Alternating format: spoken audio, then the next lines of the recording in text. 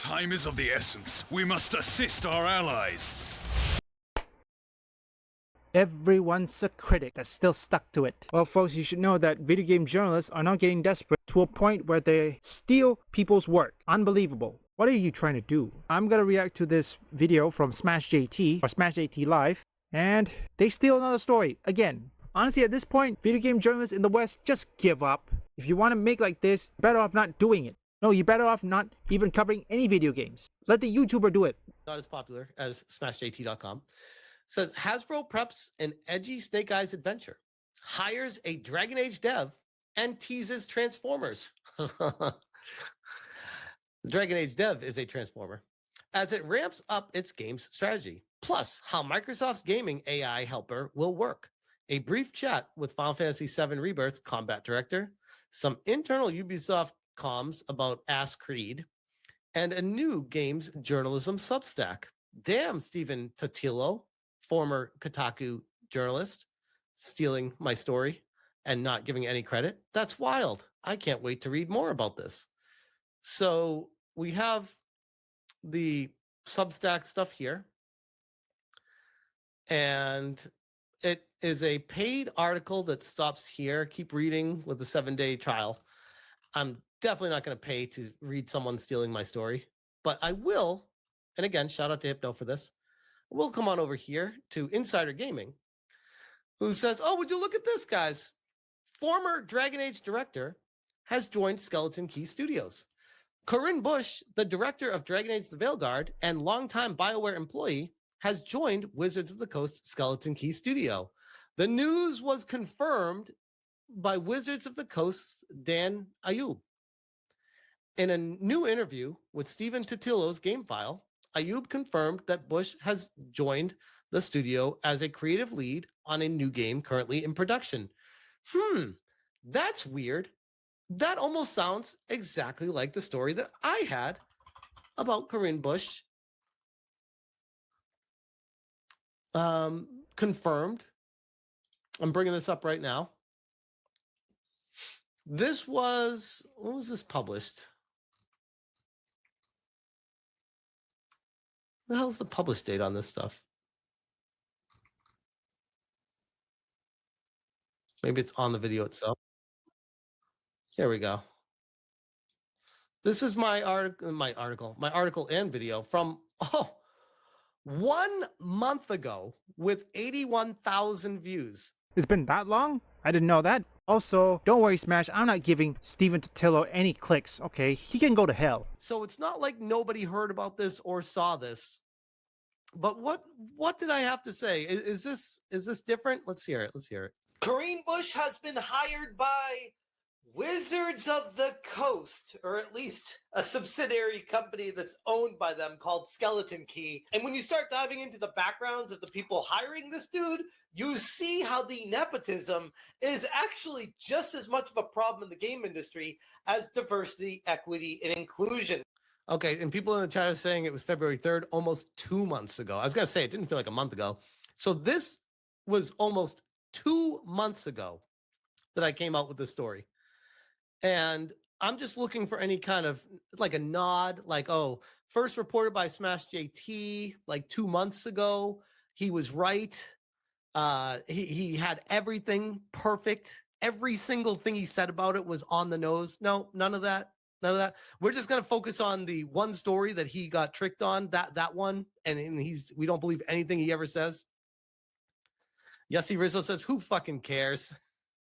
It's honestly, at this point, it's kind of just a meme, a joke that I like to push forward with how the media in general is very deceitful. They will lie to your face, steal your stories, and pretend like you are a nobody and that you're not important and that you can't be trusted. And they will do everything they can to discredit you because you are their competition. Oh, it's a good thing I'm not giving those media bozos any clicks. Like I made in my previous video about video game journalists versus the entire gaming community, I always say that nobody trusts video game journalists. Unless, of course, if you are from the East. Let me give you, for example, IGN China gave Black Myth Wukong a 10, while IGN America gave Black Myth Wukong a 5 before they bump it up to an 8. Make that make sense. I am their competition, and I've been eating their lunch, and they can't stand it. And this is a very dog eat dog world where first of the story is very important. Accuracy is even more important than that. And they can't stand it when not just me, when any YouTuber gets a story before they do and covers it and is right about stuff. So they will go out of their way. Last time this happened, Jeff Grubb stole a story from Grums and myself. And then that story got picked up by gamesindustry.biz referencing Jeff Grubb. And then everyone referenced gamesindustry.biz. Nowhere in there was Grums and myself. And now we have this one where it's going to be the same thing again, where now they're all going to reference ex-Kotaku journalist Stephen Totillo instead of, oh, hey, this guy just had this interview and it confirmed that this is the case, first reported by Smash JT. But I mean, why can't you say that? Why can't you say that? It's weird. Because, I mean, there's 81,000+ views on the video. You guys all saw it. I mean, everyone saw the video. Everyone was talking about it. It was the talk of the town the day that I posted that video. So they all know who I am. Let's not kid ourselves here. And I know who they all are. But they don't talk about me. They ignore me and they pretend that I'm not important and they pretend that I don't exist, which is a very weird stance to take because I like to take the approach of living in reality where I exist and they exist. We all coexist on this area. And if I'm going to report on a story and I'm going to get my story from Insider Gaming, I'm going to say, hey guys, I'm reading the story from Insider Gaming. I always cite my sources on everything. I feel like that's very important. And if there's a chance that I forget to, or it's a one-off on something that I'm talking about something else and it slips my mind, I feel terrible about it and I try to make up for it. So it is kind of how it works. And I think that goes a long way. People know you. You know what I mean? Like, you guys know me. You come here. Most of you, I see you every single night here. So you know who you're dealing with. You know who I am. You know what to expect out of me. These people, I don't know deep down who they are. All I know is I don't trust any of them worth a damn. I don't trust any of them because it's a dog-eat-dog world. And if you go against the ideology, they will destroy you. But yeah. Where does this go? Skeleton Key's been working on 2 projects, but cut one of them, which I also reported on 2 months ago.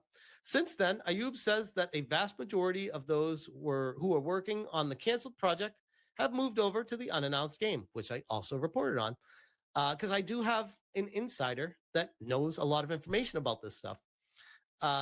It's a confirmed insider, someone that's been right about a lot of stuff. So, news of Bush's departure from BioWare became public in January. The move comes after that's a typo, they wrote she, after he spent 18 years at the Canadian-based studio. Bush has yet to comment publicly on another typo, man, this is terrible writing, his new role. At the time, he said that he didn't want people to read too much into his departure.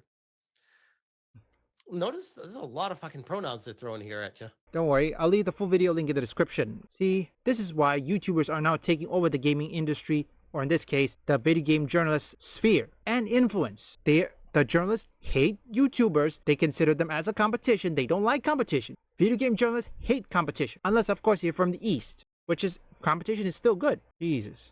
I swear.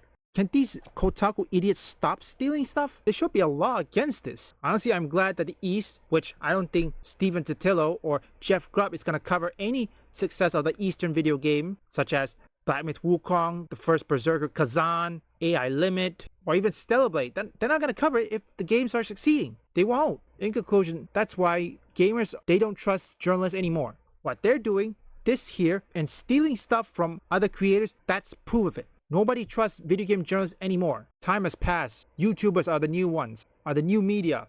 Smash is right. The YouTubers are eating their lunch. Your might on the battlefield proved most impressive. With a little more training, you will be right up there with me in no time.